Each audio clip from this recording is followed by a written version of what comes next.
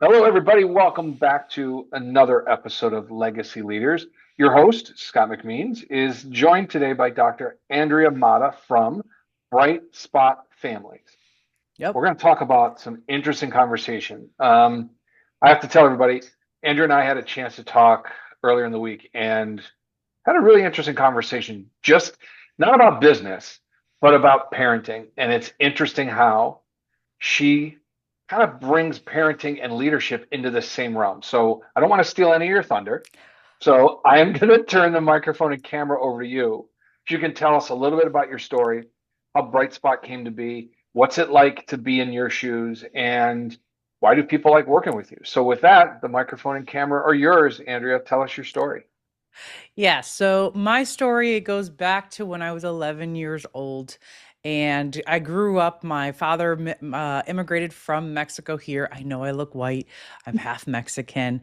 It happens there's a whole story behind it that maybe we'll get into at a different time. My father immigrated here from Mexico, and so I grew up in this Mexican American family that's like super sarcastic and like loving and close.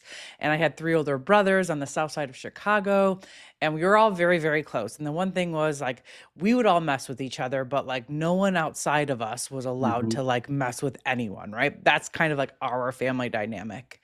But then back when in 1995, when I was 11, our worlds were completely rocked because the youngest of the three boys, my brother Cisco, was murdered by someone who he considered a friend. And Um, when you fast forward 2 years, when we're in the court proceedings and we had spent already 2 years in those all of those proceedings with insanity and trying to kind of competent and all of the things, he was finally found not or he was found guilty. And so then it was sentencing. And so at the age of 13, I stepped into the witness stand. I stared the man who murdered my brother, my best friend, in the eyes, and he looked down, but still, I read my impact statement. And then my mom read hers, and the DEA, the district attorney, read my other two brothers. My father ended up not doing one because he's got a really thick accent. And so we recessed, we came back, and then the judge looked at my mom, dad, and me, and he took a deep breath. And then he was like, I'm not sentencing this man to death, not because of moral or professional objections against the death penalty, but because he had a rough childhood. And I remember there sitting there at the age of 13, and I was like, what? Because I came from this awesome family that was sarcastic and loving and all of the things, right? So I couldn't fathom someone coming from a not so great family. So I became a clinical child psychologist who specializes in the treatment of antisocial and aggressive behavior so that no other 11-year-olds lose their best friend because someone else had a rough childhood. And so that's where Bright Spot Family has come from. We do individual therapy, we do couples therapy, family therapy. I do parent coaching, all so that we can fortify families so that fewer mhm. people, because I don't think we'll ever get it to no one, has a rough childhood. Well, first off, thank you for sharing the story. Thank you for Um, having me. Tragic. No, it's not. It's unfair. And I Hmm. can't imagine being in that situation, let alone being a 13-year-old. There's a lot of a burden on that. But Hmm. the note I wrote, and this is what I had discovered from our previous conversation, is perspective turns passion into focus so you can make a difference in the world. And that's exactly Hmm. what I see you as. And Yeah. I'm glad you're sharing the story because it translates to so many different things in so many parts of our lives, whether it's business is a whole different thing. But I want Hmm. people to recognize here's a 13-year-old girl sitting on Hmm. the stand trying to make heads or tails of what just happened. And yet this person cannot ever help you get your brother back, but at Right. least why, Hmm. why is a bad childhood get to result in me having this unbelievable experience? So you're going to take your perspective and turn your passion into how can I make a difference in somebody else's life so they don't have to go through this, and we can eliminate as much as we can the Hmm. bad childhoods. Yeah. So wow, I mean it's impactful. So thank you so much for sharing it. I wanted to learn from you, how is it that you've now taken your clinical practice into a very specialized field from a very specific perspective? How do you balance that? how do you make that work without, and I'm just thinking of myself, so I apologize, but how do you do it without turning on that venom? How do you do it without turning on the anger that would accompany somebody that's explaining themselves having a troubled childhood, and you trying to work through it without knowing, I know what the outcome is, so please, how do you, like, I'm sorry, I'm rambling, but how do you balance all that? Well, I There's think a one of the lot things, rattling through. yeah. And so I think one of the things is because I was trained by a developmental psychologist, and one of the things that we know is that there's an abundance of outcomes that can all come from Mm, the same kind of like exposure or cause, right? So that cause being a rough childhood, there's a bajillion different ways, different outcomes that that kid who's coming from a rough childhood could go. They could be a drug addict, they could be an alcoholic, they could be abusive, they could be a mhm. murderer, or they could be this awesome rags to riches story that goes out and creates these not for profits. And so I think that's one of the things that I focus in on is that okay, if we can intervene early enough, and I always, what I talk about a Mhm. lot of the time in my clinical work is I talk about going upstream. And so the further that we can go upstream, the better off it is. And if we can kind of intervene in a 14-year-old's life who's having a rough child, but if we can intervene at that moment and show them there's a better way to live Yeah, other than what they've experienced for the last 14 years, and that they have the agency, they have the power to turn their life around and have a much better life in yeah. adulthood. Well, then that's what drives me. I think it's the my experience from my childhood and with my brother is like, okay, but you can make things better for future kids. That is one of the more powerful things I think's come out of our conversations is no matter the intervention, it's Mhm. giving somebody the opportunity to see the option is you can either be a superhero or you could be a Yeah. supervillain, Yeah. right? Because if you think about it, what's the difference between Batman and the Joker? They both had a traumatic experience happen. Hmm. Batman decided to do this. The Joker decided, I'm going to hurt people. Yeah. So how do you change or how do you get to that? And your comment about being upstream from the event in order to not stop it or change it, but impact or the impact that that event would have is not so devastating, but it's absolutely an opportunity to plant a seed. And Hmm. I don't know how you do that. So walk me through the clinical side of it. How do you do that? I mean, I think it's all of my years of training. Like, I have been so fortunate that I was able to go to Kent State University and I was able to be trained by awesome clinical psychologists and developmental psychologists and neuropsychologists and family psychologists. And they poured into me and they invested in me because they knew I had this passion. And now I'm able to meet with families, see where they're at. Okay. And then be like, okay, do you need individual coping skills? Do you need relationship skills? Do you need parenting skills? Do you need couples therapy? Like, what is it that this individual family needs? And then, okay, let's figure it out and let's figure out what treatment plans is going to be the best for them. That is cool. Okay. So it's not an individual approach, it's a family's individual approach. In other words, you work with an entire family, but have individual treatment plans for each one of the members. Is that something that you do?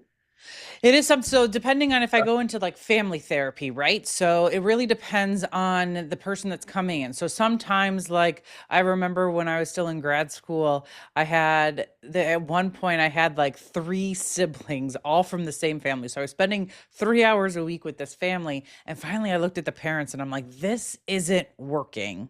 I'm like, because I'm spending 3 hours with your family alone and they're all seeing the same kind of things. I'm like, so we need to like go upstream and we Mm, need to move into family therapy.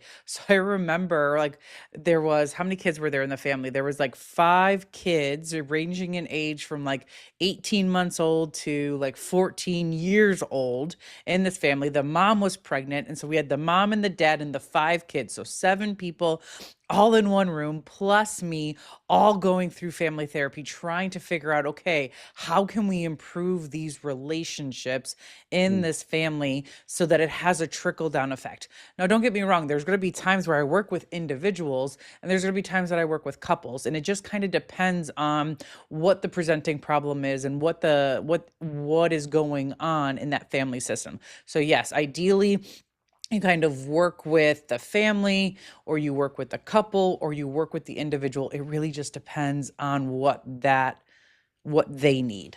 Sure. Okay. Sounds very familiar to me in that you have a system, right? Hmm. You follow the system and then you customize it when necessary. So the outcomes are not necessarily grooved by you, but grooved by your experience and what you know is the Hmm. best way to handle something. It's very similar. Yeah. Um, I do want to talk about the comment that you made during our first conversation about parenting and leadership and how they're so entwined. Hmm. And I loved our discussion about gentle parenting and the whole idea of how we've allowed that to get in the way of actual parenting. So please, I don't want to steal the thunder, but I love this conversation. So talk to me about your thoughts on Hmm. parenting and leadership and how they're so intimately entwined with each other. Yeah, so one of the things that I always talk about is that, like, as I've kind of stepped more into the parenting space, I have my book that I wrote, the number two parenting book, Practical Tips for the Pooped Out Parent. And I've been trying to like get in with companies and businesses, and I'm like, here, you want to hire a parenting expert. And they're like, but do we really? And I'm like, yes, yes, you Mhm. do want to hear hire a parenting expert. I'm like, this is why. Because if you hire a parenting expert to come in and do a workshop on parenting, not only are you helping 76% of your employees because they're all parents and now they're able to actually do parenting techniques that work, but parenting and leadership are the same exact skills. It's just different audiences. And so, how you parent your children should be how you manage your team or lead your team as a leader, as an executive, and vice versa. Like how you're leading your team should be how you are leading your family. They're the same exact skills, different things. So companies and businesses can get more double, like more bang for their buck for bringing in a parenting expert. Okay. Okay. So you're telling me I can manage my directors and my supervisors the same way I'm managing my 14-year-old. Correct. Because Okay. so when I talk about parenting, I talk about we need to set high expectations within the context of the warm and fuzzies. But when I get into like the parent or the leadership space, I'll talk about, okay, you need to set high expectations with high support. So there's only a little bit of a difference, and I'm just tweaking the verbiage a little bit, but they are the exact same skills. Yeah. No, I love the idea and the correlation just makes sense to me. And if I may be so bold, I Yeah. think if we had more parents that learned how to properly parent, we wouldn't have some of the challenges and expectations that are littering the workplace right now. Um, Oh, yes. right? I mean, though I think you framed it incredibly well when you said, okay, set high expectations and warm and fuzzy, and then the high expectation and support. The Hmm. difference between warm and fuzzy and support is I love you, my warm Hmm. and fuzzies. I need you to perform, my employees, right? Right. But Yes, exactly. it's the same concept. Hmm. So how do we get people to tap into that without feeling as if they're being offended? Is that does that come across at all with some of the work you do that people feel as if they're offended by what you're telling them?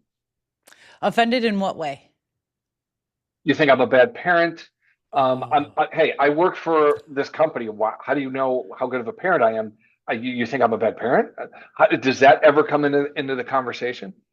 well, I mean, that's the thing. Like, it's so interesting when it comes to parenting. That's one of the areas, and I don't know if there's a different topic that brings out people's like protective, like, don't tell me what to do Yeah. mentality more than parenting.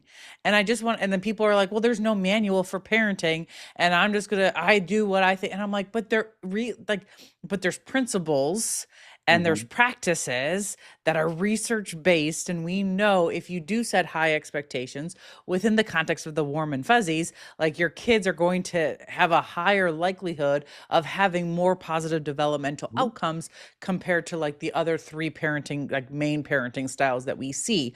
But that's so interesting that people, they're so protective of the way they parent because they don't want to be called a bad parent. And I'm like, I'm not Yep. calling you a bad parent. I'm just telling you, like, Michael Jordan had a coach. And so if Hmm. Michael Jordan, the GOAT of basketball, had a coach, what makes you think you as a parent don't need a Right. coach? It's a great way to put it. Mm-hmm. Yeah. And you're kind of a little bit different mindset too. Tiger Woods, right? Mm-hmm. I would Yeah. argue he's the best golfer of all time. He has a putting coach, a strength and conditioning coach, a driving coach, an iron coach. Like everything that he does is Yeah. supported by somebody that's going to make him better. And it's become a little bit of a interesting badge. People Mm-hmm. don't want to let anybody else know they're being helped, Yeah. or they're embarrassed by they have to get help. And I want people to step into the light, similar to what you and I are talking about. Step into the light and say it's okay to be helped because it's Right. only going to make you better. And wouldn't you rather stand atop a pile of unbelievable achievements than look up at somebody else and wonder why they did it and you didn't? Like Right. there's an opportunity to ask for help and they'll make Mm-hmm. you better. And you have a very interesting niche, right? Because Mm-hmm. I could see you working in both family practice and going into a company and saying, I'm a parenting expert. Let me help your employees become better parents, which will in turn make them better employees. So Correct. I like the way that you're approaching the market. It's just interesting to me how few people are willing to be engaged in actually being helped. So how do we Yeah. change that? Um, that's a great question. I think that's something that I'm trying to figure out. Like, how do I sell this parent coaching piece? Because it's interesting because it's when I talk to my YouTube manager, I'm like, oh my goodness, like we went to parent teacher conferences and like we heard nothing but like rave reviews about our kids. And like the only like feedback that we got about our three kids is one, the twins like will pull out a book to read in the middle of class and the teacher has to like redirect them and tell them to put the book away. And then the other one, like our youngest, like her teacher was like, "Oh, we can tell that," or she's like, "I can tell like you guys don't give your kids a whole lot of screen time because as soon as they have an option for like free choice, like your daughter goes straight to the iPad." And I'm like, "Yeah." And so I was like, "Can I tell this story?" And like talk about like look at what happens when you parent using high expectations within the Yeah, context of the warm and fuzzies. And my brand manager is like, no. And I was like, why not? And she's like, because you're just going to make people angry. You're just going to piss people off. And I'm like, but I'm showing you a way that yeah, actually works. Like, don't you want that? And you so, would I mean, think it, so. it boggles my mind. Yeah, and put it in a different context, okay? As a parent, your number one priority should be how do I make my kids the most successful, Hmm. happiest people on the planet? How do I do that? Yeah. And there's somebody like yourself, I can help you do that. Hmm. Um, how do we make that introduction? That's one. Second, think about a business owner. Their baby is their business. Yeah. Don't you want your baby to be the most successful, happiest thing it could possibly be? Hmm. Seek out somebody that can help you if you're struggling. I'm not saying every business owner needs help because they're struggling. What I'm saying is every struggling business owner needs help. Right. Every struggling parent needs help. There are plenty of parents that are not struggling because they got it. They figured it out. Yeah. You don't Hmm. need it, right? Right. But there's plenty of parents because all you have to do is just walk through an elementary school right now, and you'll find plenty of parents that need help, and that's Hmm. okay that they need help. But Yeah. at the end of the day, pull yourself away from the ego and the id and say, I need help because I don't know what to do next. And that's perfectly fine Yeah. because there's professionals out there that can help you get to that next step. Hmm. Okay. And I think that's the other interesting piece is that one of I have so few of my friends were like the one of the other thing about parenting that just frustrate and they're like moms. They're like one of the things that frustrates us about parenting is there's so much conflicting advice. And the Mm, reason the and kind of the stance that I've taken in recent like over the last 2 years is like the stance is gentle parenting doesn't work. And what happened is about 15 to 20 years ago, some influencers decided that gentle parenting, which is we're going to focus in on feelings above behaviors, we're going to get rid of rewards and punishments, and we're going to treat our child as if they're on the same level as us. We're going to parent like that. And yeah. then they started going on Instagram and TikTok and all of the things and writing books on like how gentle parent, like how we should be gentle parenting. And people were like, okay, yes. Because what happened is like the millennials and the Gen Xers were parented using militant parenting styles, which like, pull yourself up by the bootstraps. I don't care about that you're crying. Your feelings don't matter. And so now we swung completely to the other side of like gentle parenting, of like validating and all of the things. And I'm like, this isn't working either, folks. Like we need to like go back to this beautiful middle ground that is high expectations within the context of the warm and fuzzies, authoritative parenting, and we need to do that. Yeah. Yeah. I love the way you frame it with high expectations, the warm and fuzzy, and authoritarian. Like a parent is a parent. Okay. Yes, you need to be an Trying. authority figure. And I think that's the some of my friends were like, you need to rebrand authoritative parenting. And I'm like, why? And they're like, well, because we don't want to be an authoritative figure. And I'm like, oh my God. Well, here's okay. That's a great. If you Hmm. don't mind, I'm going to follow this Yeah. path. As a parent, why would you not want to be an authority figure in your own home? Other than that, if you're not the authority, granted, you don't need to know how a Hmm. combustion engine actually works to talk to your kid about a car. Okay. Hmm. Right. You don't need to be the authority on it, but you need to be the authority in the room to say, I am the parent and this is Hmm. what I know. And I've made mistakes, and the mistakes I made, I don't want you to repeat. So this is the lesson we're talking about today. Hmm. Why is that such a bad thing? I think we have gotten, Andrea, so far away from logic and common sense, and we're into such a deep Hmm. rooted emotional reaction to anything that we can't simply have a conversation. And that, to me, is what a parent's job is my job as a parent is to Hmm. love you, Yeah. protect you, give you every opportunity I can, and prepare you for real life. If I do that, I've done my job. I'm not saying there's people out there not doing their job, but I think there's people out there that are making a paycheck doing a job they haven't actually done because the witness bears truth to what we see today. There's a bunch of kids that just haven't gotten a grasp on how to be prepared for real life. Yeah. Like it's the and that's the thing that like that's the other thing that boggles my mind is that I don't think there would be anyone who would disagree that being a parent is probably the most important job you will ever do in your life. Hands down, it's the most important one. And yet, we are so unwilling to invest in doing Hmm. it right.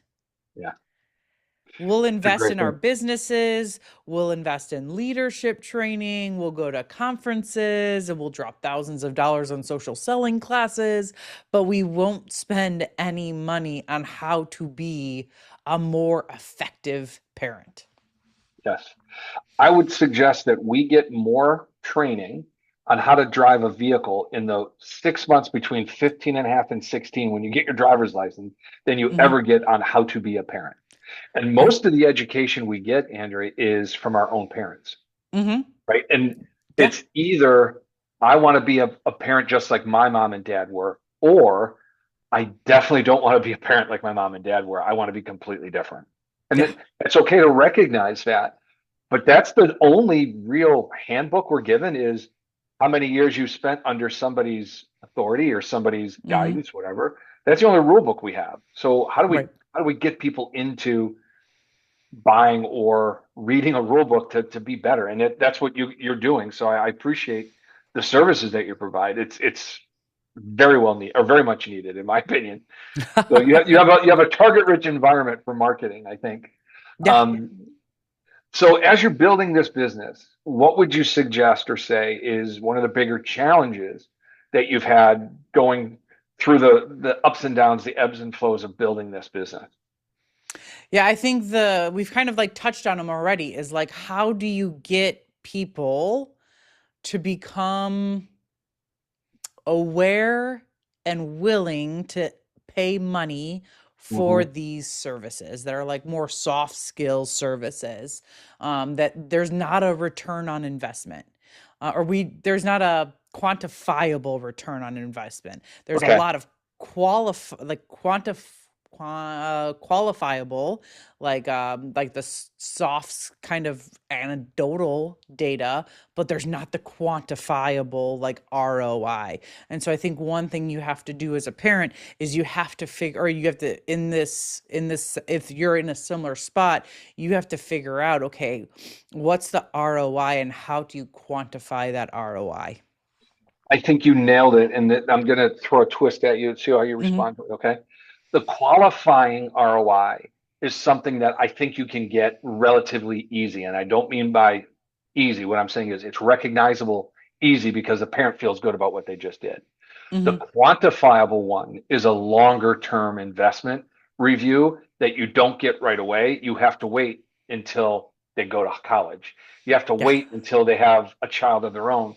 So that's a little bit harder, but I think they're both possible. It's Mm-hmm. just the ROI and the expectation of immediate ROI is lost because it doesn't happen. And I would Yeah. suggest the same thing happens and again, I'm just trying to correlate it so I can have a level of being able to relate. Mm-hmm. For me, working with somebody and their immediate thing is, well, we've been doing it for 3 weeks and nothing's happened. We've been doing it for 3 weeks, right? Yeah. Mm-hmm. If you give me 17 weeks, I guarantee you I'll turn your business around, Yeah. right? But just give me 17 weeks. I Mm-hmm. guarantee we'll do it. It's that immediate, and you've made the comment before, going to Instagram and Facebook and all that. There's such a dopamine hit of immediacy that Yeah. nobody is willing to invest with an ROI that's going to be extended beyond now, Yeah. right? Because they So want those immediate yeah, reactions. They want those immediate results. And I'm like, other than like teaching them how to listen to you, like you can, mhm. yes, does your child listen to you more now than they did before we started working together? Does your child behave in ways that you want them to? But like the more development, like happiness, success, like that's a much longer ROI. 100%. And you could have, I would say, a quantifiable result to say, well, I can say my child used to laugh once every 3 days. Now that my child laughs every day, it's definitely a Hmm. happier child. Right. Okay. But the real true result of this is going to be what happens in 10 years, what Hmm. happens in 15 years. They were 4, 5, 6 years old when we started. Now they're in college. Now they're a 21-year-old. How do they handle themselves? Hmm. That's a longer term investment, but God damn, it's such a worthwhile investment. We Yeah. Why aren't people investing in it? And that's a change that we're going to make. I think between you and Yeah. I, we're going to make that change. Yes. It's such a worthwhile change because people are not paying attention to their own children. And Hmm. I brag all the time. I have two of the most amazing human beings that I've raised, and their mother and I have done an amazing job because they're amazing human beings. Hmm. They're people I like hanging out with, and in turn, they want to hang out with me. Not because I'm paying for anything, it's because they truly like to hang out with me. Yeah. I love that. And it came from we started off, I was the authority, I was the dad, their mom was mom. And never was it, I'm your best friend. That's why I'm going to let you sleep over your friend's house tonight. It was, you earned it. You deserve to sleep over your friend's house tonight. And over the course of time, I became one of their best friends because I Hmm. never judged them. I was always asking them questions and bringing them new lessons and finding out different ways that they could be a better person. And don't get me wrong, Hmm. I, I, I took care of my kids when they were wrong, but it was never from a place of cruelty. It was a place of love because I want you to be better. Yeah. So that's my TED talk. Thank you. Well, that's the thing, like, and that's something that has come true today, where so I feel so fortunate because when my parents found out that we were having twins, I mean, they were in retirement age, but they moved from Chicago to Ohio, where we are, so that they could be our full-time daycare. And Oh, that's because I had such a great relationship with my parents, and I still do. And so now my husband and I have been able to do what we are able to do in our careers because Yeah. we have my parents who are full-time daycares. And like today, I had one, two, three, four, five, six meetings today. But then, like at the beginning of the morning, my son was like, Mama, I don't feel good. So then he stayed home. And so I, like, instead of having to like reschedule all of my meetings, I was like, Pa, can you watch my son? And he's like, Yeah, just bring him on over. And then I was in my second meeting, I get a phone call from the school and they're like, Hey, your youngest is puking. And I was like, Oh my goodness. Oh, So I like run over, I pick her up, I call my parents. I'm like, Hey, can you watch this one too? And they're like, Yes. I'm like, Okay, I'll be back in an hour. So I drop her off. I go and I pick up, I go and do my meetings or whatever. And then I'm able to like go and pick them up and grab dinner and those kind or grab lunch and those kind of things. But like, I wouldn't be able to do yeah. all of this if I didn't have a really good relationship with my parents. And that's the same kind of life that my husband and I want to create for our kids so that when we retire and they're having kids, we're able to be their daycares and we can provide for them so that they could go out and do their careers. And it's just this ripple effect. But you only have that is if you are the authority figure in your child's life and you have good relationships with them. The idea of being the authority and having the relationship, it just ties it all together, right? Hmm. And the fact that you have such a strong family unit allows the kids to be comfortable in their own skin. It allows them Hmm. to realize I'm in a safe and warm and fuzzy spot, all the support, however you want to look at it. But they're living in a space that is theirs Hmm. because you're taking care of it.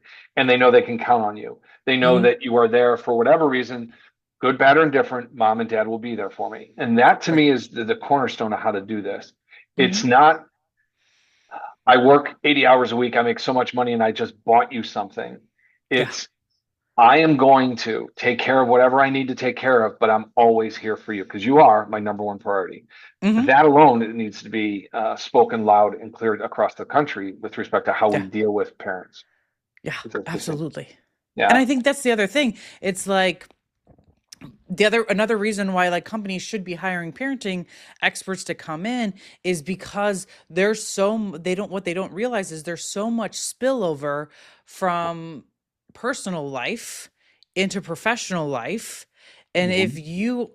if you're struggling as a parent in the home, chances are you're not nearly as productive, you're not satisfied in your job, like you're having to like do this work life balance like mumbo jumbo stuff, and it's just so challenging. But if you're bringing in and you're focusing your business and your company on like family first, Yeah. it does wonders. And then you, as a company, don't have to spend so much money recruiting and retaining and all of the things because people are just more likely to stay with you because you care about them not only as an employee, but as a person, as a parent, as a wife, as a husband.